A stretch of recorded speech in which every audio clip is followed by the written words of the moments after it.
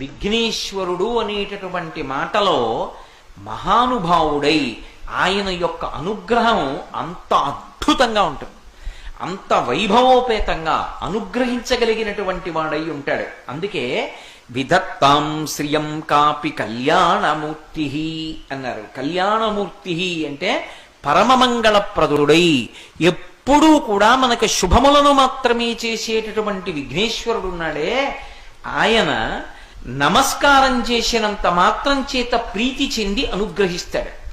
అలా అనుగ్రహించేటటువంటి కళ్యాణమూర్తి నాకు ఈ శ్రియం అభివృద్ధిని, నాకు ఈ 16 ఎల్లవేళలా ఇచ్చి నన్ను కాపాడుగాక. అందుకే మీరు చూడండి, విఘ్నేశ్వరుడు గురించి ఎప్పుడు మాట్లాడినా కూడా ఒక్క విషయాన్ని మాత్రం ప్రస్తావన చేస్తారు, సదా ఈ మాట విడిచిపెట్టరు. అగజానన పద్మార్కం గజానన మహర్నిశ